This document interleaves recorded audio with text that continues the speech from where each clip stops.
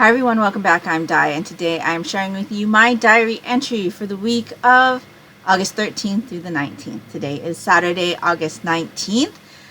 This one should be a rather short and sweet episode because I don't have any knitting to share with you. I could talk to you a little bit about the TV shows and video games that I'm playing at the moment, but that's about it. I have a couple of finished books to talk to you about. I am in the middle of a couple of books, and yeah, other than that, this week has not been very exciting. I did actually put in a couple of rows into my mostly ghostly sweater, but it's not enough to show you. Like literally 2 rows. That's all I put in. So we'll save an update for that until I have a little bit more. But let's get into the books that I did finish this week. So I am working on some things for the Orilium Magical Readathon. And so one of the things that I read this week was this Fear Street Super Chiller. This is the Dead Lifeguard. So this is Super Chiller number 6, I think. This was not one that I had read when I was younger. I did actually pick this one up in my adulthood. I don't even know where I got it from.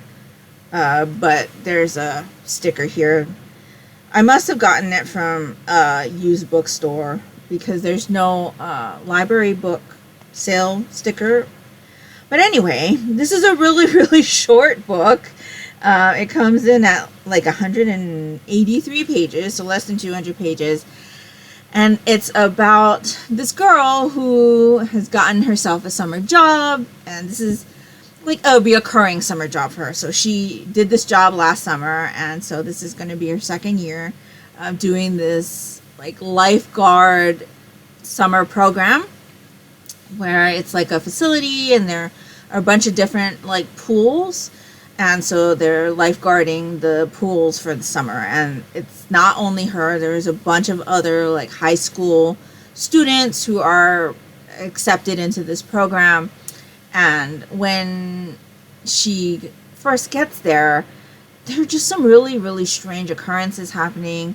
Her instructions on how to get into the gate don't work. Her ID card doesn't work. And then she thinks she sees somebody floating face down in the pool that's on the premises.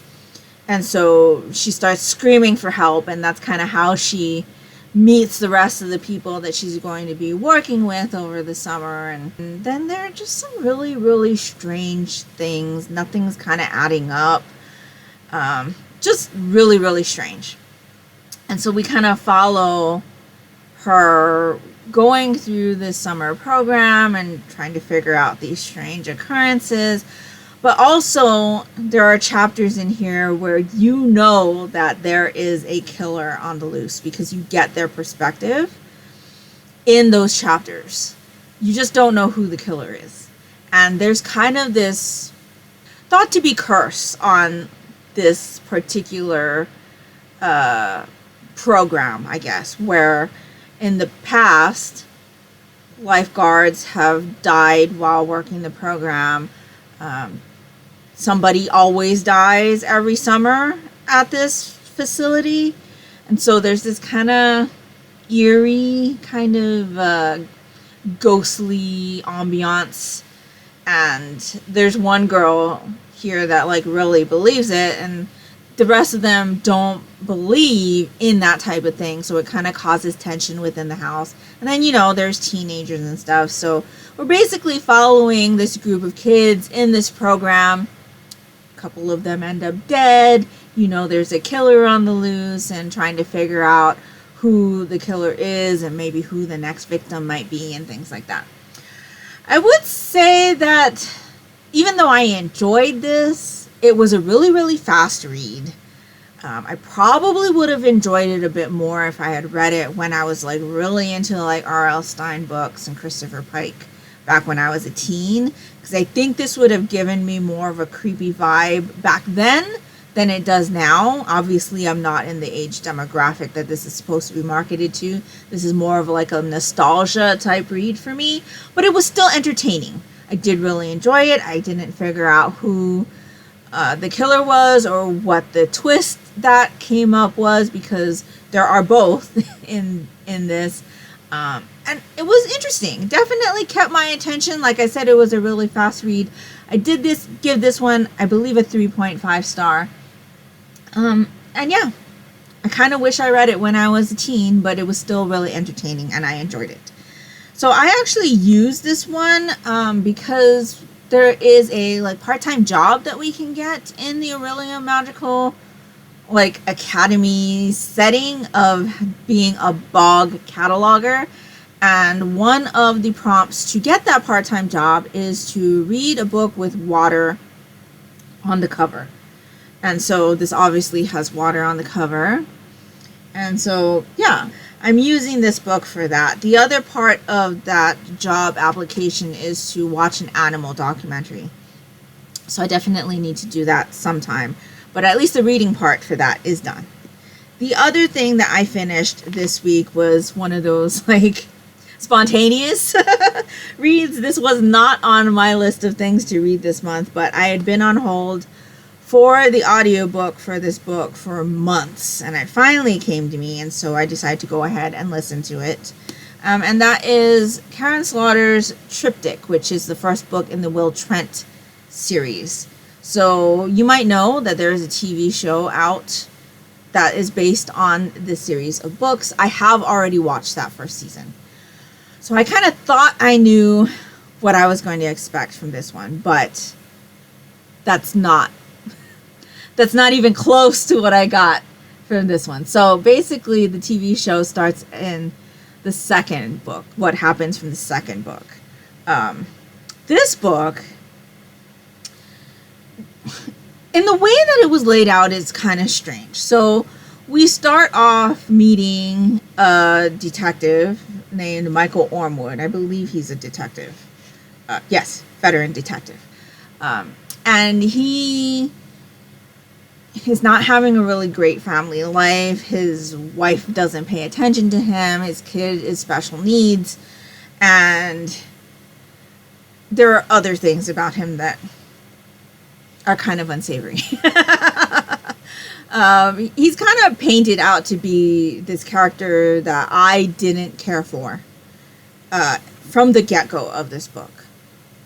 And then he gets called in to investigate this murder of a prostitute who's been killed and her tongue has been removed. And so this is where we meet Will Trent. Will Trent actually works for the Georgia Bureau of Investigation, and he's been brought in as a kind of a, not a specialist, but kind of to help out with the case. And so while we get introduced to all of that, that case kind of hits close to home for Michael Ormwood, because another body shows up with kind of similar features of the crime, except the victim is someone that he knows. From there, this story kind of jumps between what's going on in the current to a case that had happened many years ago, and kind of talks to you about that in the newspaper clippings and things like that. And eventually both cases kind of merge together in this book. So basically this is our introduction to Will and how he works cases. There's also another detective that works at the police station who he grew up with. So Will had grown up in an orphanage, and he's had some experiences with families he's lived with that were not good. And his friend Angie is also working as a detective, and she also grew up in the orphanage and grew up in families that did bad things to her. And so they have a connection. And so there's kind of a lot going on in this book. I feel like this book wasn't the best way to introduce Will, because we don't get a lot of him. We get introduced to him later, once we finally get to the case, the beginning part of this is mostly us meeting Michael Ormwood and finding out what his life is like and what he's going through and things like that. We don't meet Will till a bit later in this book than I would have thought. And the way that we're introduced to him doesn't make it seem like he is the main character in this story, which I thought was kind of weird. Because for a series that's named after someone, you'd think that person would be a more prominent character. But he's kind of really not in this book. There's just so much going on with the two cases that we're being told that there's not enough time to be with Will. Because he's only in one of the timelines that we're experiencing throughout this book. And when we're focusing on that timeline is when we get chances to be with Will and see how he works a case and see what his thinking is like and things like that. But a lot of this is not the present timeline. We get a lot of what's gone on in the past. And it makes sense once once everything gets braided together. But up until that point, it's kind of like, well, why are we being told this? And I don't understand. I mean, at least I thought that it would have something to do with the case that we got introduced to at the beginning. But it took a really long time for that timeline to catch up to the present. And so, yeah, this wasn't the best introduction to a series for me. Had I not watched the Will Trent TV show, I probably would not have continued with this series because I did not like how this book was laid out. The writing style is a bit masculine, which I don't enjoy. I know I've told you this before. And there's just a lot of hard stuff that happened here. There's pedophilia, there's rape in prison, there is child abuse, rape by adoptive family members, spousal abuse, among other things. There's quite a bit of things not to like about this book.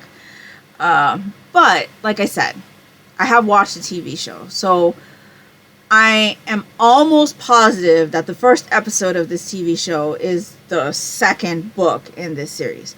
I understand why they skipped this one when making the TV show, because to me, this as a first book in the series did not make sense. I could see this being maybe a second or third or fourth, even a long way down the line, it would fit in. But not as the first book in the series. This, for me, when you have a first book in a series, especially when it's one that's named after one of the characters, I expect to meet that character, to spend a lot of time with that character, getting to know them. And that's definitely not what this is about. Now, I don't know if I would suggest starting with the second book in the series because I haven't read it. But I do have interest in going into that one. I don't actually have it, though, so I would need to borrow it from the library. I got this one on the library book sale for 50 cents. And I've had it on my shelf for a while because my friend Janie over the Bookworms Buddy, she had talked about this series a way long time ago. I kept remember watching her videos and hearing her talk about Will Trent and how much she loves this series. And so I decided to add it to my TBR, and then when I saw it at a library book sale, 50 cents, I had to pick it up. But I've not ever gotten to it until now. I did really enjoy the TV show. I do enjoy the TV show, and I do recommend it if you like that type of police kind of TV show. But as for this particular installment, I wouldn't recommend this one. I think I gave it 3 stars. It was interesting. I didn't enjoy the cases. The cases were very difficult for me. There was a point in time with one of the things that happened in here that I was questioning things, and it wasn't made clear until later what exactly had happened. But I spent a lot of time thinking about what had happened, because the way that it was told was very confusing to me. And so, yeah, 3 stars. It was okay. I don't think this was the best installment, like I said, for a first in a series. But since I've watched the TV show and I enjoy it, I do have interest in continuing and seeing what I think with material that I am already familiar with. So at least I'm hoping that's what's going to happen. Because like I said, I think the TV show started with what happens in book 2. So, yeah. When I get to that, when I finish it, I will let you know if I would suggest starting with book 2 first. But as of right now, this was not the best start to the series. And like I said, had I not watched the TV show, I probably would have stopped right here. Because I did not really enjoy what happened here. Plus, you know, this picture, I don't know if you can tell, but it's deceiving, because what this picture is depicting is not what happens in this book. So, yeah. Anyway, 3 stars.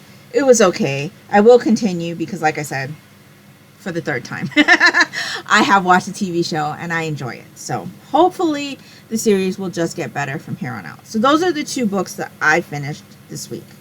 Now, I'm in the middle of 2 books. Both of them are for the Orilium Magical Readathon.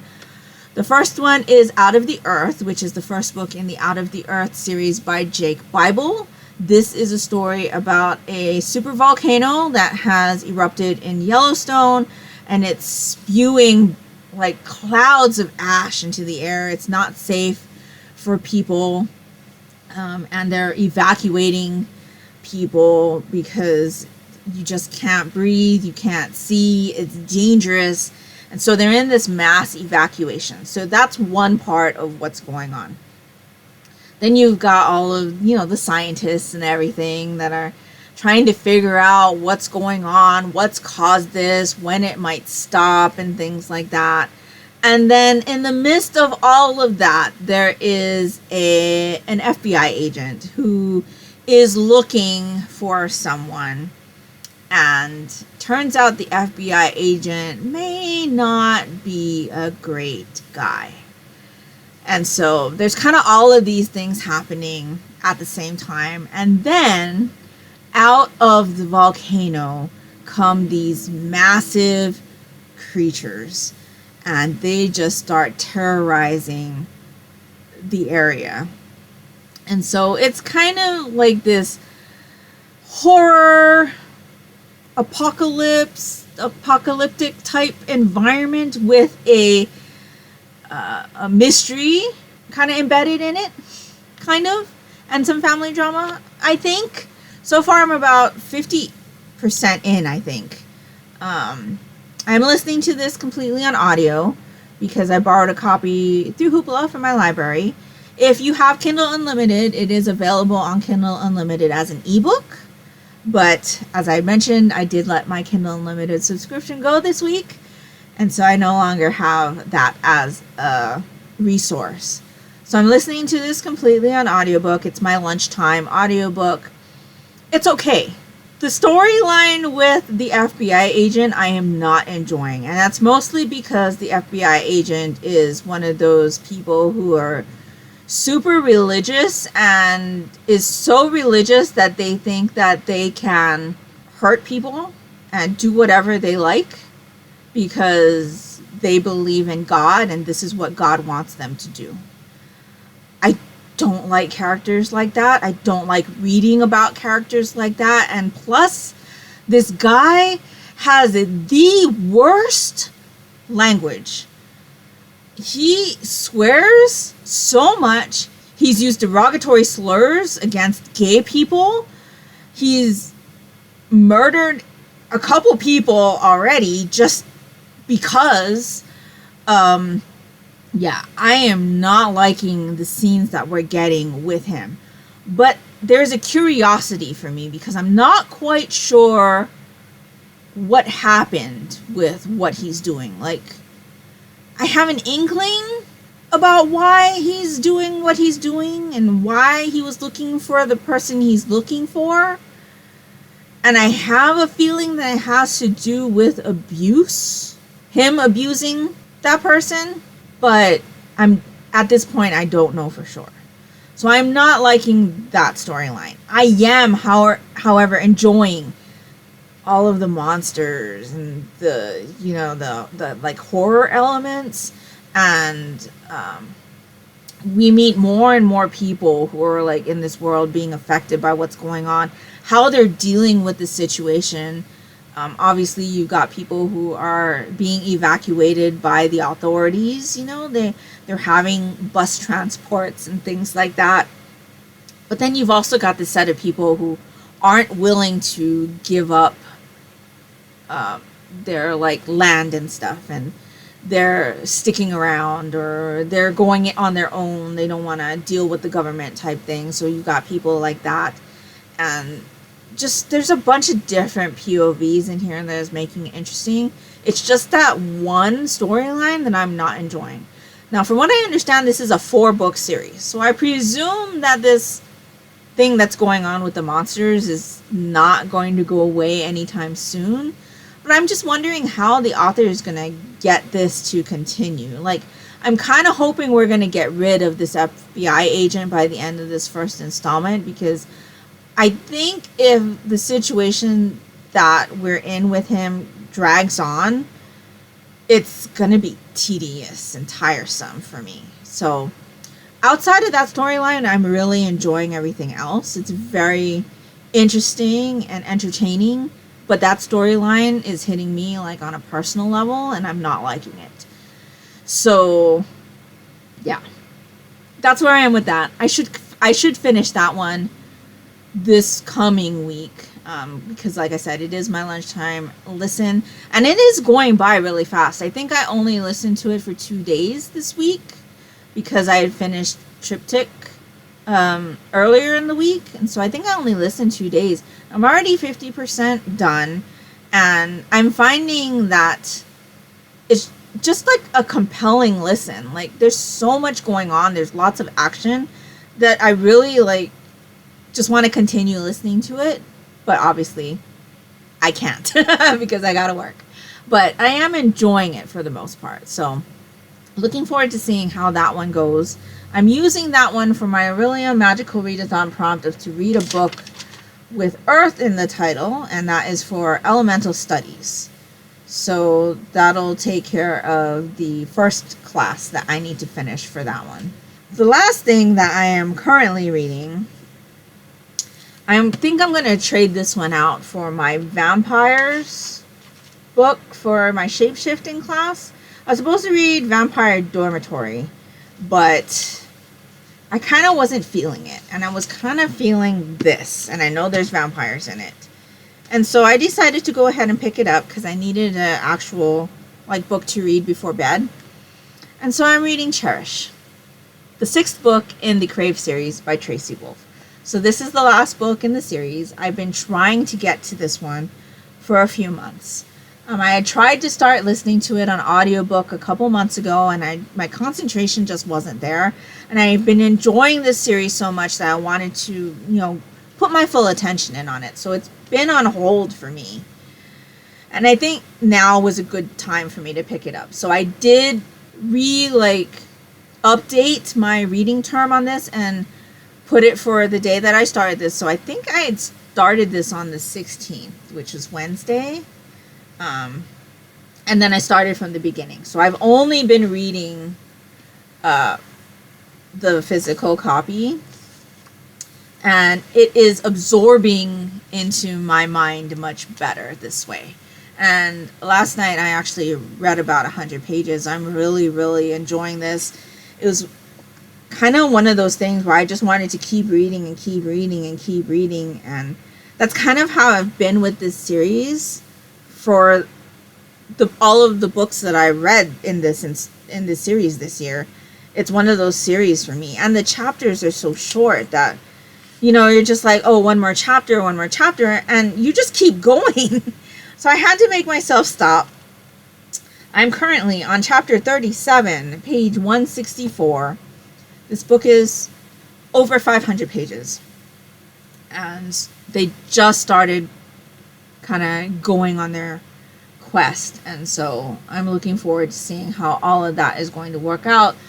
There are obviously kind of political things going on with the court as well, or courts, plural, which is interesting. And I'm looking forward to seeing how all that works itself out also.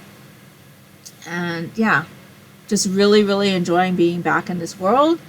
And I'm glad that I'm able to like absorb this the way that I want to now, and that everything is like sticking.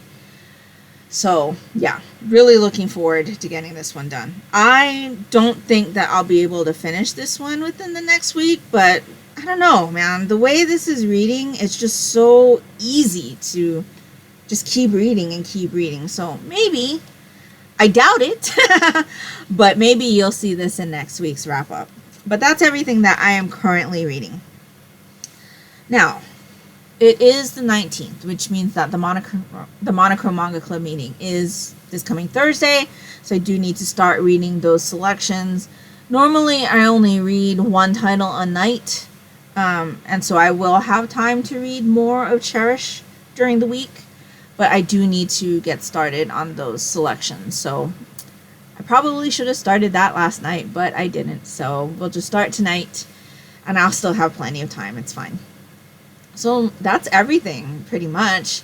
Like I said, I only put in 2 rows of knitting in my Mostly Ghostly. I have been revisiting Gems of War, which is that match 3 puzzle game that I was playing. Like last year, I kind of put it on hiatus for a year. We haven't played for a while. But I kind of was getting that itch to play it again, and so I allowed myself to do that this week, and it's just been really like enjoyable and relaxing, and I missed it. And I've been enjoying revisiting that. So I've been playing a little bit of Gems of War every night. There's a new area in Genshin Impact, so we've been kind of exploring that. And you can like dive underwater and stuff now, and I really enjoy kind of the exploration of Genshin Impact and just like traversing the lands and picking up things, and that's kind of the draw for me with that game, as opposed to like the whole fighting bits. But I do enjoy like just walking around and seeing all the sights, or now we can swim underwater and see all of the sights and things like that. And so it's just been really fun. I'm really enjoying it. And then as far as what we're watching, we're continuing to watch My Happy Marriage every week. Really enjoying that. I need to get back to that light novel series because it is one that I really enjoy. And the anime has just been excellent. Been really, really enjoying that as well. And then we've been watching Castle. We're on season 5 of 8. Really enjoying that. If you didn't know, we started watching Castle in the hotel room when we went to Florida earlier this year, and I never watched it before, but the uncle had it on, and so we were watching, and so we started watching from the beginning earlier this summer, and now we're on season 5. So it's just been really enjoyable. We really enjoyed it. We haven't seen any of the episodes that we watched when we were in Florida, so I have a feeling that what we were watching were kind of later seasons. But yeah, having a really great time with that. And that's pretty much everything I've got for you today. So I can't believe it's like the ending of August. Time is just going by too fast this month. But I'm having a real great time with the Orilium Magical Readathon, and I seem to be doing a pretty good job, at least from what I can tell, based on my little like sheet of paper here. I think I pretty much got everything done except for Full Metal Alchemist, which I'm reading for the Monochrome Manga Club, so that'll be done this week, and Inuyasha Volume 1, which I'll need to read sometime before the end of the month. It's only 1 volume though, so I shouldn't have too much of an issue. And then Cherish. I'm sure I will finish this by the end of the month. So I am feeling relieved because I didn't know if I'd be able to get everything done for the Orilium Magical Readathon this month. But it looks like I will be, so that's great. And I've been having a great time. So that's pretty much all I've got for you this week. Let me know down in the comments below what you've been reading this week. Did you have any really great books or really kind of not so great books? I'd love to know. And how are you doing on your Orilium Magical Readathon prompts if you are participating? Also, since we're almost there, let me know if you're going to be participating in any readathons in September. I think I will be participating in the Seasonathon Academy readathon in September. I know my friend Amy from A-Star Reads is hosting. I will leave the announcement video from her down in the description box below in case you're interested. I participated last year and it was a lot of fun, and so I will be participating in September, not only to support Amy, but to have another great reading month and a great time, because it was a lot of fun. And so yeah, September is going to be pretty full, I think. I haven't actually done my TBR game polls yet, but I have a feeling it's going to come around and bite me in the butt with how lucky I've been the last 2 months. Plus, it's my booktube-iversary and my birthday month, so there's that too. So lots to look forward to in September. But anyway, let me know what readathons you'll be participating in September as well. I'd really love to know. And if nothing else, and you'd just like to let me know that you were here, if you could leave me a rain cloud emoji down in the comments below, that would be greatly appreciated and would really help me out. And that will do it for me today. So I hope you're all doing great. I hope you're all safe and healthy. And until next time, take care and smile always. Bye.